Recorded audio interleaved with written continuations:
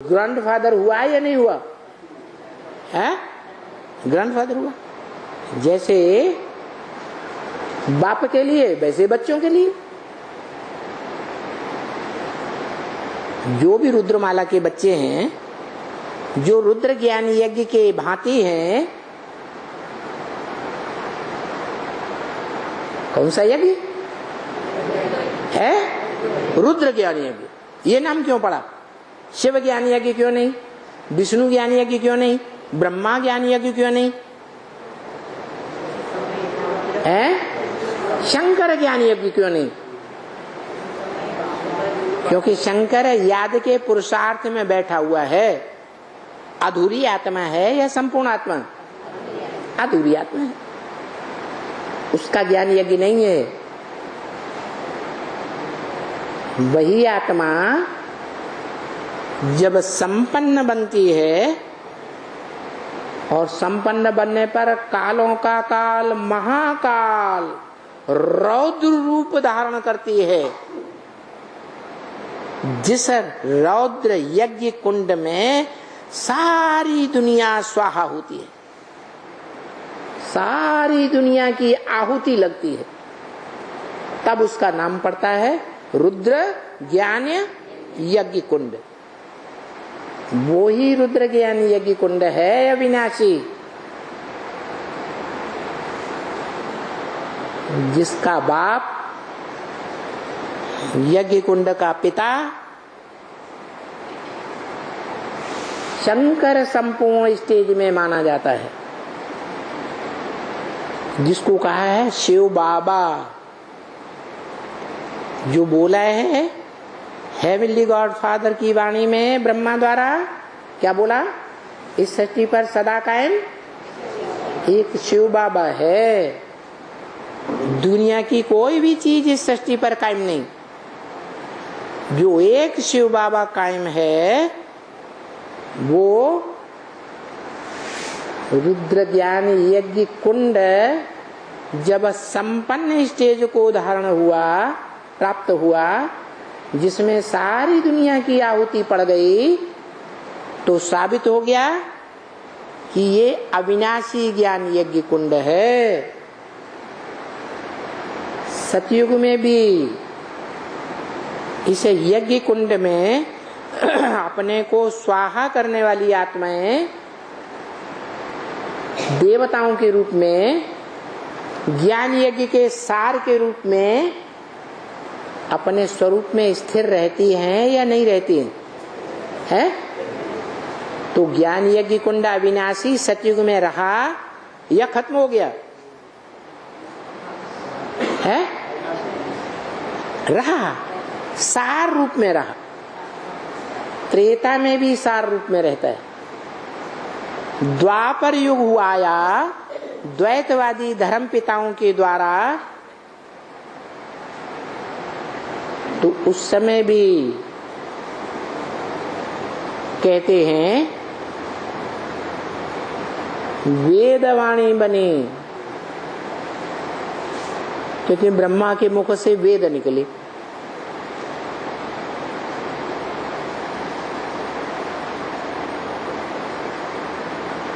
ब्रह्मा नामधारियों में बड़ा ब्रह्मा कौन है? परम ब्रह्म।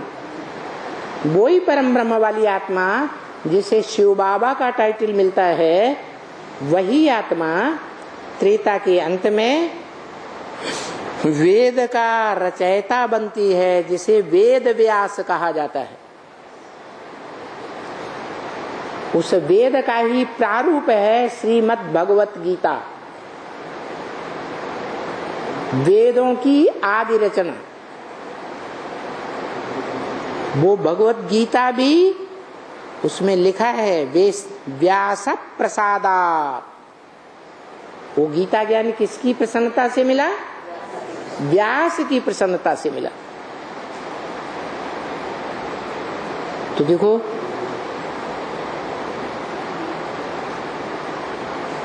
वेदों के बाद उन वेदों की ऋचाओं को समझने समझाने के लिए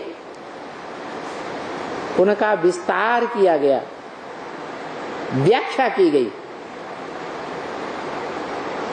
आरण्यक के रूप में।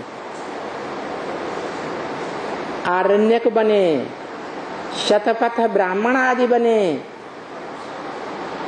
फिर उनकी व्याख्या हुई तो उपनिषद बने,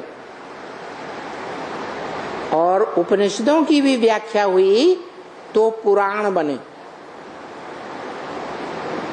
और पुराण बनने तक भी ये प्रूफ मिलता है कि पुराणों में सबसे बड़ा पुराण कौन सा है? क्या?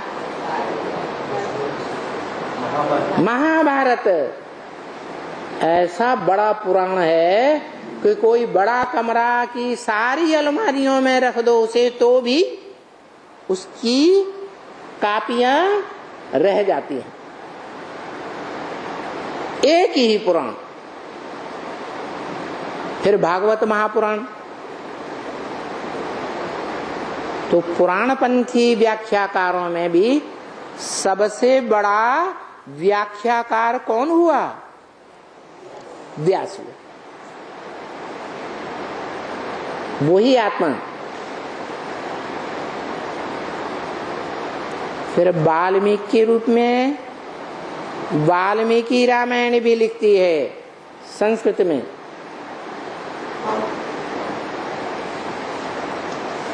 राजाओं के रूप में भी जन्म लेती है।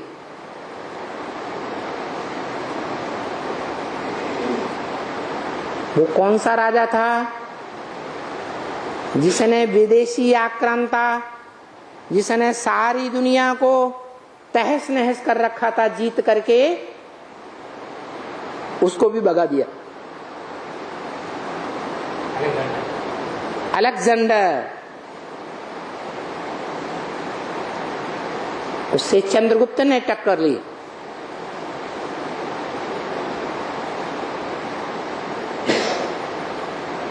और उसका गुरु बना चाणक्य।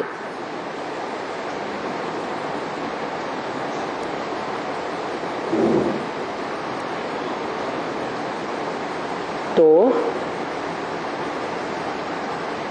क्या है? ज्ञान के रूप में रत रहने वाला, जिसका नाम पड़ता है भारत में भगवान आते हैं। भा माने ज्ञान की रोशनी, रत माने लगा रहने वाला।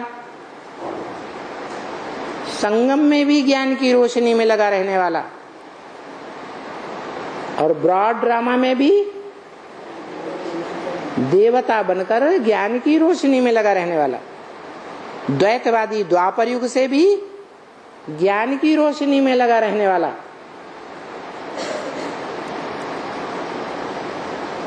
सिर्फ मन बुद्धि की ही बात नहीं, वाणी की ही बात नहीं, जो भी ज्ञान इंद्रियां हैं, कर्म इंद्रियां हैं, उनसे जो भी कर्म करता है जन्म जन्मांतर उन कर्मों में सदा ही विजयी होने वाला, जो शास्त्रों में भी लिखा हुआ है। इस दुनिया में एक ही आत्मा है जिसकी कभी भी युद्धों में हार नहीं हुई, सदैव विजय ही विजय हुई है। कौन है? नारायण। नार माने ज्ञान जल, अयन माने घर, जिसका ज्ञान जल में घर है, जो विष्णु को दिखाते हैं क्षीर सागर में। वो आत्मा वाइब्रेशन के आधार पर भी ज्ञान में रहने वाली, दृष्टि भी ज्ञान में, वृत्ति भी ज्ञान में, ज्ञानेंद्रियां भी ज्ञान में। और जिन जन्मों में कर्मेंद्रियों से कर्म करना पड़ता है, जो कर्मेंद्रियां विकारी बनती हैं, हिंसक बनती हैं विदेशियों के प्रभाव में आने से, उन इंद्रियों से भी सदैव विजयी रहने वाला, हार खाने वाला नहीं।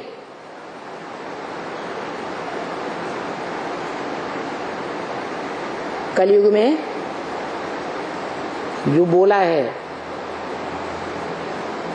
अपने अपने शास्त्रों में अपनी अपनी कथा कहानियां लिख दी है। तो रामायण किसने लिखी है? कलयुग में, द्वापर में वाल्मीकि रामायण लिखी गई, और आज से 400-500 साल पहले तुलसीदास ने रामायण लिखी। वो कौन सी आत्मा थी? है? हाँ, रामायण लिखने वाली राम की आत्मा अपने अपने शास्त्रों में अपनी अपनी कथा कहानियां लिख दी। तो रामायण किसने लिखी? राम ने लिखी। वो राम वाली आत्मा कवियों में श्रेष्ठ कवि के रूप में संसार में प्रसिद्ध हो जाती है,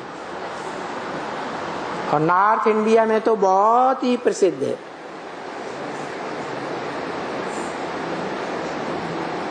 इसलिए बोला